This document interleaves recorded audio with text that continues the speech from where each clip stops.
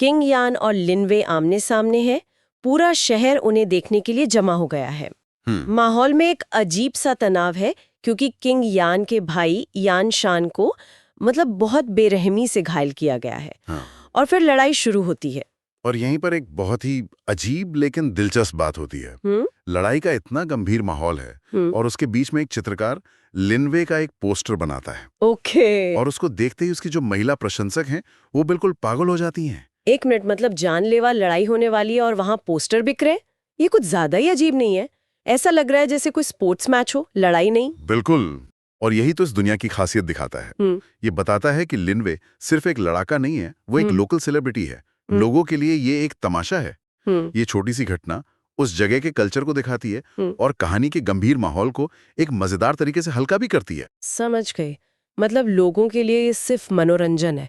खैर, लड़ाई पे वापस आते हैं। लिन वेई अपने शरीर पर लिपटी पट्टियों को हथियार की तरह इस्तेमाल करता है, जो काफी अनोखा स्टाइल है। लेकिन किंग यान अपनी लाइटनिंग मूवमेंट तकनीक का इस्तेमाल करके उससे कहीं ज्यादा तेज साबित होता है। हाँ, यहाँ तकनीक का जो अंतर है वो साफ दिखता है। लिन वेई का हमला दिखावटी और बड़ा है, जबकि किंग यान की तकनीक वो बहुत सटीक और असरदार है। लाइटनिंग मूवमेंट सिर्फ तेजी नहीं है, वो दुश्मन की अगली चाल को पहले से भांपने की कला है। किंग यान बस एक जोरदार पलटवार में उसके मुंह पर लात मारकर उसे दूर फेंक देता है। और यहीं पर कहानी का रुख पूरी तरह से बदल जाता है। हार के करीब पहुंचकर लिन वे एक चौंकाने वाला कबूलनामा करता है। वो मानता है कि उसने यनशान के लिए जाल बिछाया था और किंग यान के परिवार को नष्ट करने की साजिश रची थी। ये कोई सम्मान की लड़ाई थी ही नहीं, ये तो शुरू से ही एक धोखा था। सही कहा। ये सिर्फ एक लड़ाई नहीं थी। लिन वे का असली मकसद किंग यान को भावनात्मक रूप से भड़काना था, उसे मानसिक रूप से तोड़ना था। वो जानता था कि वो सीधी लड़ाई में शायद ना जीत पाए, तो उसने इस मनोवैज्ञानिक युद्ध का सहारा लिया। और जब लगा कि इससे बुरा क्या होगा, तब सबसे बड़ा रहस्य सामने आता है। लिन वे ने शक्ति के लिए डिमोनिक कल्टीवेशन का रास्ता चुना है। उसका शरीर आग की लपटों में घिर जाता है और वो 1000 ब्लड स्वैलो नाम के खतरनाक तकनीक का इस्तेमाल करता है। ये तो अपनी आत्मा को बेचने जैसा है ना? बिल्कुल। डिमोनिक कल्टीवेशन इस दुनिया में शक्ति पाने का एक शॉर्टकट है, लेकिन इसकी कीमत बहुत बड़ी होती है। ये इस्तेमाल करने वाले को अंदर से खोखला कर देता है। 1000 ब्लड स्वैलो दूसरों की जीवन ऊर्जा को जबरदस्ती खींचने पर आधारित है। ये उसकी आखिरी मरता क्या ना करता वाली चाल थी। लेकिन किंग यान पे इसका कोई असर नहीं होता। वो इतनी शांति से उस तकनीक का विश्लेषण करता है जैसे कोई वैज्ञानिक किसी कीड़े को देख रहा हो, और फिर वो उसे तीसरे दर्जे की डिमोनिक कला कहता है। ये तो अपमान की हद हो गई। ये क्षण कहानी में बहुत महत्वपूर्ण है। ये किंग यान को एक स्थानीय हीरो से उठाकर एक अनुभवी ज्ञानी योद्धा के स्तर पर ले जाता है। उसका शांत रहना ये बताता है कि उसने ऐसी चीजें पहले भी देखी हैं, शायद इससे कहीं ज्यादा खतरनाक। जब वो कहता है कि ये तीसरे दर्जे की कला है, तो वो सिर्फ मजाक नहीं उड़ा रहा, बल्कि अपने विशाल अनुभव का प्रदर्शन कर रहा है। वो ये भी बताता है कि उसने पहले ही उन लोगों को मार दिया है जिनमें लिन वे ने ऐसे डिमोनिक बीज डाले थे। और अंतिम चाल वो तेज और निर्णायक होती है। किंग यान सीधे लिन वे के पास पहुंचकर उसके सीने में वार करता है और उसके डिमोनिक बीज को बाहर निकाल लेता है। और मरते समय लिन वे को अपने अतीत की झलकियां दिखाई देती हैं कि कैसे उसके पिता ने उसे हमेशा एक हारा हुआ इंसान कहा और उसे सिर्फ एक ही मकसद के लिए पाला गया था, किसी भी तरह किंग यान को हराना। तो असल में लिन वे विलन था ही नहीं, उसे बनाया गया था। उसकी पूरी पहचान ही किंग यान से नफरत पर टिकी थी। जब वो पहचान छीन ली गई तो उसके पास कुछ नहीं बचा, वो सिर्फ एक मोहरा था। तो लिन वेई तो रास्ते से हट गया, लेकिन वो तो सिर्फ एक मोहरा था। अब असली खिलाड़ी सामने आने वाला था। सही है, उसकी हार के बाद भी मुसीबत खत्म नहीं होती। हाँ, उसके सहयोगी त्यानयान एकेडमी के लोग बदला लेने के लिए आगे आते हैं, लेकिन किंग यान के लिए वो कोई चुनौती नहीं है। वो अपनी कार्मिक फायर का इस्तेमाल करता है और हमें इस पर बात करनी चाहिए। ये कोई साधारण आग नहीं है। सही कहा, इसका नाम ही इतना रहस्यमयी है, कार्मिक फायर। इसका असर क्या होता है? ये सीधे रूह पे असर करती है क्या? बिल्कुल। कार्मिक फायर एक आध्यात्मिक आग है जो सीधे इंसान के कर्मों और उसकी आत्मा को जलाती है। और इसी के साथ मंच तैयार होता है दूसरे और कहीं ज्यादा शक्तिशाली दुश्मन के लिए, युनफैन। यहाँ दर्शकों की प्रतिक्रिया देखने लायक है।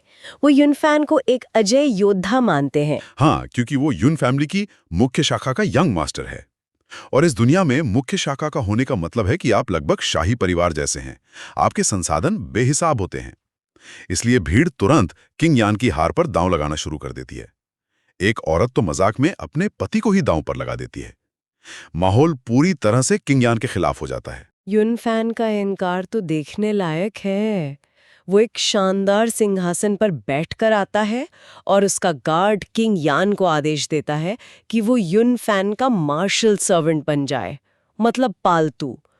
किंग यान का जवाब, वो जोर जोर से हंसता है और कहता है कि इस तरह के अपमान के लिए तो वो युनफैन के दादा का भी मुंह तोड़ देता। अरे, ये तो सीधे सीधे मौत को दावत देना है।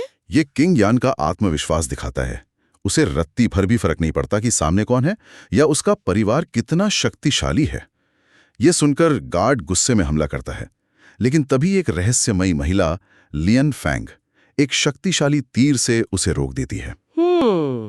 उसका अचानक आना लड़ाई का पूरा समीकरण ही बदल देता है। एक वाइल्ड कार्ड एंट्री। और यहाँ कहानी एक बहुत ही भयानक मोड़ लेती है।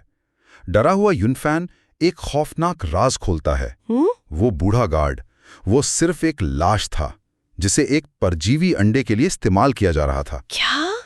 मतलब वो गार्ड जिंदा लाश थी। यार, ये तो बहुत ही भयानक है। हाँ, ये दिखाता है कि युनफैन की शक्तियां सिर्फ मार्शल आर्ट्स तक सीमित नहीं है। वो कुछ ज्यादा ही काली और अप्राकृतिक हैं। वो इंसानी शरीर को भी बस एक चीज की तरह इस्तेमाल करता है। इसके बाद वो जहरीले कीड़ों के एक झुंड को किंग यान पर छोड़ देता है। जो एक अजय हमला लग रहा था, उसका समाधान तो और भी अजीब है। किंग यान का साथी किलिन सामने आता है। जब जहरीले कीड़ों का झुंड आता है तो किलिन बस उन सबको अपने मुंह में खींचकर खा जाता है। उसके लिए वो कीड़े जहरीले नहीं बल्कि एक स्वादिष्ट नाश्ता है। तो अब युनफैन पूरी तरह से घिर चुका है, शक्तिहीन महसूस कर रहा है। तो वो अपनी अंतिम चाल चलता है। वो अपनी जीवन शक्ति का बलिदान करते हुए डीमन डिवोरिंग फ्लेम नाम की एक निषिद्ध तकनीक का उपयोग करता है। शक्ति की अंतिम परीक्षा है युनफैन की राक्षसी आग। उसका सामना होता है किंग यान की अज्योर फ्लेम कार्मिक फायर और किलिन की प्राचीन आग से। यहाँ आग बनाम आग की लड़ाई है, लेकिन ये शुद्धता और अशुद्धता की लड़ाई भी है। कार्मिक फायर और किलिन की आग पवित्र हैं, जबकि डीमन फ्लेम एक भ्रष्ट शक्ति है। और नतीजा? युनफैन का पूर्ण विनाश। उसकी देह राख में बदल जाती है। और इसी के साथ दांव लगाने वाली भीड़ अपना सारा पैसा हार चुकी है। किलिन मजाक में कहता है कि सिर्फ उसने ही अपने मास्टर पर बोली लगाई थी, इसलिए सारा पैसा उसका हुआ। हाँ, ये एक छोटा सा हास्यपूर्ण पल है जो तनाव को कम करता है। लेकिन इसके बाद कहानी एक नए और महत्वपूर्ण अध्याय में प्रवेश करती है। शक्तिशाली तीरंदाज लियोन फैंग किंग यान से पूछती है कि जब वो इतना शक्तिशाली है तो उसे उसकी मदद की जरूरत क्यों पड़ी। और ये एक बहुत ही वाजिब सवाल है। और किंग यान का जवाब बहुत कुछ कहता है। वो बताता है कि लिनवेई और युनफैन तो बस छोटे मोटे कीड़े थे, असली दुश्मन तो अभी भी कहीं छुपा हुआ है। इससे पता चलता है कि वो सिर्फ बदला नहीं ले रहा, उसका एक बहुत बड़ा मिशन है। बिल्कुल, ये बातचीत कहानी के अगले अध्याय की नींव रखती है। ये किंग यान के चरित्र की गहराई को भी दिखाता है। वो छोटी मोटी जीतों में उलझने वाला नहीं है, उसकी नजर बड़े लक्ष्य पर है। तो एक सौदा होता है। किंग यान को एल्केमी एसोसिएशन का टोकन हासिल करने में लियन फेंग की मदद चाहिए। बदले में वो वादा करता है कि वो अजूर फ्लेम के असली सार को ढूंढकर उसके शरीर में मौजूद रहस्यमय आइस पॉइजन को ठीक करने में मदद करेगा।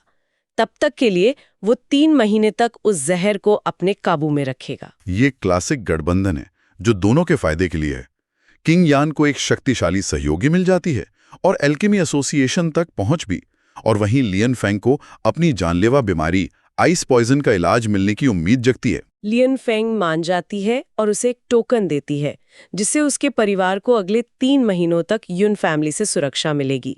ये कहानी में एक अस्थायी शांति लाता है और उनकी नई साझेदारी की शुरुआत भी करता है। हाँ, और ये अस्थायी शब्द यहाँ बहुत महत्वपूर्ण है। खतरा टला नहीं है, बस कुछ समय के लिए रुक गया है।